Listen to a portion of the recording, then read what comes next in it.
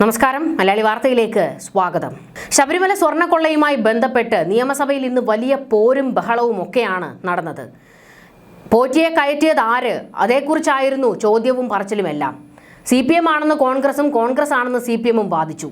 ഇതിനിടയിൽ ഒരു അടിയന്തര പ്രമേയത്തിന് പോലും UDF തയ്യാറാകാത്തതിനെ ചോദ്യം ചെയ്തുകൊണ്ട് MP രാജേഷ് ഉൾപ്പെടെ മന്ത്രിമാരും രംഗത്തേക്ക് വന്നു. അതായത് ഒരു അടിയന്തര പ്രമേയം കൊണ്ടുവന്നാൽ CPM UDFനെ അടിച്ചിരുത്തുന്ന പലതും പറയും.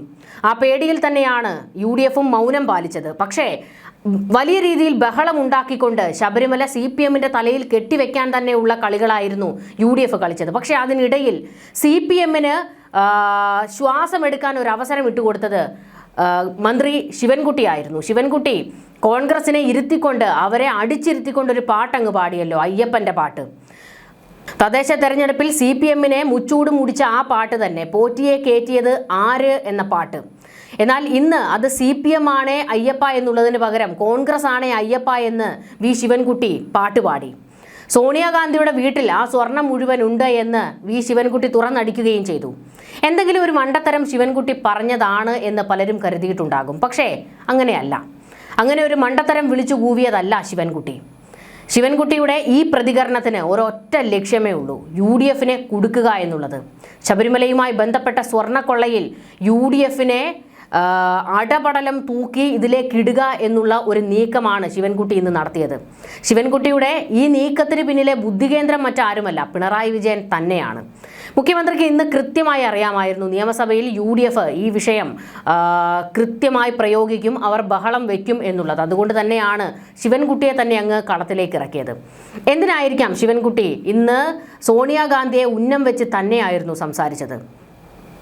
കോൺഗ്രസിന്റെ നേതാക്കൾക്ക് പോലും ഒന്ന് കാണാൻ കിട്ടാത്ത സോണിയാഗാന്ധിയെ നിഷ്പ്രയാസമാണല്ലോ പോറ്റിക്ക് കാണാനും കയ്യിലൊരു ചരട് കെട്ടിക്കൊടുക്കാനും അവസരം കിട്ടിയത്. അതത്ര നിസ്സാര വിഷയമല്ല എന്ന് വി ശിവൻകുട്ടി പറയുന്നു. അതിനോടൊപ്പം തന്നെ ആ കൊള്ള നടന്ന സ്വർണം മുഴുവൻ സോണിയാഗാന്ധിയുടെ വീട്ടിൽ കാണും എന്നുകൂടി പറയുമ്പോൾ EDയുടെ ശ്രദ്ധ കോൺഗ്രസിലേക്ക് തിരിക്കുക എന്നുള്ളൊരു കളിയാണ് പയറ്റിയിരിക്കുന്നത്. നമ്മൾ ഇന്ന് കണ്ടു. ഇന്ന് ഏറ്റവും പ്രധാനമായി പുറത്തേക്ക് വന്നൊരു വിവരം, കഴക്കൂട്ടത്തെ കടകംപള്ളിയുടെ വീടിന് ചുറ്റും റഡാറിലാക്കിയിരിക്കുകയാണ് എൻഫോഴ്സ്മെന്റ് ഡയറക്ടറേറ്റ്. ഏത് നിമിഷം വേണമെങ്കിലും ഒരു അറസ്റ്റ് നടക്കാം. എന്നാൽ EDയുടെ കയ്യിലേക്ക് ഈ പറയുന്ന കടകംപള്ളി പോകാതിരിക്കാൻ SITയെ ഇറക്കി ഒരു പക്ഷേ കടകംപള്ളിയെ അറസ്റ്റ് ചെയ്യേണ്ട ഗതികേടിലേക്ക് CPM എത്തിയിരിക്കുകയാണ്. എന്നാൽ അതിനിടയിൽ ഉള്ള ഒരു കളിയാണ്, ഒരു ജീവൻ മരണ പോരാട്ട കളിയാണ് ഇപ്പോൾ CPM പുറത്തെടുത്തിരിക്കുന്നത്. അതായത് EDയുടെ ശ്രദ്ധ കോൺഗ്രസിന്റെ ഭാഗത്തേക്ക് തിരിക്കുക. സോണിയാഗാന്ധിയെ പോറ്റിക്ക് എങ്ങനെ കാണാൻ അവസരം കിട്ടി എന്നുള്ള ചോദ്യം അത് EDക്ക് കൂടി എറിഞ്ഞു കൊടുക്കുകയാണ് CPM. അത്രത്തോളം ബുദ്ധിപരമായ ഒരു നീക്കമാണ് ശിവൻകുട്ടി ഇന്ന് കളി.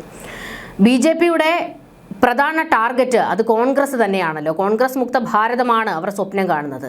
എന്നാൽ കേരളത്തിൽ CPM കഴിഞ്ഞാൽ വൻ ശക്തി അത് കോൺഗ്രസ് തന്നെയാണ്. ഇവരെ അടിപതറിക്കണമെങ്കിൽ ഏതെങ്കിലും മർമ്മത്തിലടിക്കണം. ഏതെങ്കിലും മർമ്മത്തിലടിച്ചാൽ പോരാ, കിട്ടിയ വജ്രായുധം അത് ശബരിമല തന്നെയാണ്.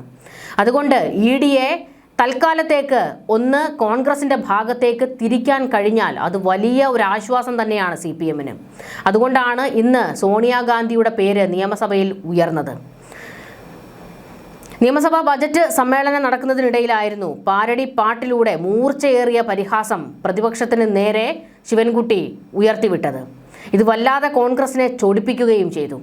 ആ ഒരു നിമിഷത്തിൽ UDFന്, അതായത് ആ നേരം വരെ ഭരണപക്ഷത്തിന് നേരെ വെറി പിടിച്ച് ബഹളം വെച്ച് ചാടി പുറപ്പെട്ട് നടുത്തളത്തിലേക്ക് ഇറങ്ങിയ UDF പിന്നോക്കം പോയി സോണിയാഗാന്ധിയുടെ ആ പേര് കേട്ടതോടെ. നമുക്കറിയാം, ഹൈക്കോടതിയിൽ നിന്ന് വന്നിരിക്കുന്ന ഒരു ഉത്തരവുണ്ട്. അതായത് 2 പതിറ്റാണ്ട് കാലത്തെ ശബരിമലയിൽ നടന്ന ക്രമക്കേടുകൾ അന്വേഷിക്കണമെന്നാണ്. ഈ 2 പതിറ്റാണ്ടെന്ന് പറയുമ്പോഴത്തേക്ക് അവിടെ UDF ഗവൺമെൻറ്റും രംഗത്തേക്ക് വരികയാണ്. ഇത് മാത്രമല്ല, മറ്റൊരു കാര്യവും കൂടി കോടതി പറഞ്ഞിരുന്നു. അന്നത്തെ UDFന്റെ ദേവസ്വം ബോർഡിനും ക്ലീൻ ചിറ്റ് ഇല്ല എന്നുള്ളത്. അതായത് അവർക്കും ഈ കൊള്ളയിൽ എന്തൊക്കെയോ പങ്കുണ്ടെന്ന് കോടതിക്ക് വ്യക്തമായി ബോധ്യപ്പെട്ടിട്ടുണ്ട്. അതുകൊണ്ട് തന്നെയാണ് അവരെയും റഡാറിലാക്കിയിരിക്കുന്നത്. ഇതൊരു പിടിവള്ളിയായിട്ട് എടുത്തിരിക്കുകയാണ് CPM. ഈ കേസ് നേരെ ഉൾട്ടയാക്കി UDFന്റെ തലക്കിട്ട് തന്നെ വെക്കാനുള്ള എല്ലാ കളിയും ഒരറ്റത്തുകൂടി നടത്തിക്കൊണ്ടിരിക്കുകയാണ്. എന്നാൽ അത് എത്രത്തോളം പ്രാവർത്തികമാകും എന്നുള്ളതാണ് മറ്റൊരു ചോദ്യം. പക്ഷേ ഇപ്പോൾ UDFന് നേരെയും ജനം ചോദ്യം ചെയ്ത് തുടങ്ങിയിട്ടുണ്ട്. ശബരിമല സ്വർണ്ണമോഷണ കേസിൽ പ്രതിരോധത്തിലായ കോൺഗ്രസിനെയും അക്ഷരാർത്ഥത്തിൽ പ്രകോപിപ്പിച്ചുകൊണ്ടാണ് ശിവൻകുട്ടി സഭയിൽ ഈ പാട്ട് പാടിയത്. പ്രതിപക്ഷം സർക്കാരിനെതിരെ ഉയർത്തിയ പാരഡി ഗാനങ്ങൾക്ക് അതേ നാണയത്തിൽ മന്ത്രി നൽകിയ മറുപടി സോഷ്യൽ മീഡിയയും ഇപ്പോൾ ഏറ്റെടുത്തിട്ടുണ്ട്. അത് വൈറലായിക്കൊണ്ടിരിക്കുകയും ചെയ്യുന്നുണ്ട്. നിയമസഭയിലെ ചൂടൻ ചർച്ച നടക്കുന്നതിനിടയിലായിരുന്നു സഭയെ ആവേശത്തിലാഴ്ത്തിയ മന്ത്രിയുടെ പ്രസംഗമുണ്ടായത്. സ്വർണം കട്ടത് ആരപ്പ, കോൺഗ്രസ് ആണേ അയ്യപ്പ എന്ന് മന്ത്രി പാടിയപ്പോൾ ഭരണപക്ഷ ബെഞ്ചുകളിൽ നിന്ന് വലിയ കയ്യടിയാണ് ഉയർന്നത്. കോൺഗ്രസ് ഹൈക്കമാൻഡിനെ നേരിട്ട് ലക്ഷ്യമിട്ട മന്ത്രി സോണിയാഗാന്ധിയുടെ വസതിയിൽ റെയ്ഡ് നടത്തണമെന്നും അവിടെ സ്വർണമുണ്ടെന്നും ആഞ്ഞടിച്ചു. ശബരിമലയിലെ സ്വർണം കട്ട പ്രതികളുമായി കോൺഗ്രസ് നേതൃത്വത്തിനുള്ള ബന്ധം വെളിപ്പെടുത്തണമെന്നും മന്ത്രി ശിവൻകുട്ടി ആവശ്യപ്പെട്ടു. ശിവൻകുട്ടിയുടെ പ്രസംഗം പ്രതിപക്ഷത്തെ വല്ലാതെ പ്രകോപിപ്പിച്ചു. വി.ഡി. സതീശന്റെ നേതൃത്വത്തിൽ പ്രതിപക്ഷം ബഹളം വെച്ചുവെങ്കിലും ശിവൻകുട്ടിയുടെ പാരടി പാട്ടും ആവേശകരമായ പ്രസംഗവും ഭരണപക്ഷത്തിന് സഭയിൽ വലിയ മേൽക്കൈ നൽകിയെന്നുള്ളത് വ്യക്തമാണ്. ഇത് കഴിഞ്ഞുള്ള ബാക്കി കാര്യങ്ങളിലൂടെ നമുക്ക് നോക്കണം. അതായത് ശബരിമല വിഷയവുമായി ബന്ധപ്പെട്ട് ഇന്ന് നിയമസഭയിൽ വലിയ അടി നടക്കുന്നു. അതിനുശേഷം ഓരോരുത്തരായി CPMന്റെ ഓരോ നേതാക്കളായി രംഗത്തേക്ക് വന്ന് ശബരിമല വിഷയത്തിൽ പ്രതികരിച്ചു തുടങ്ങിയിട്ടുണ്ട്.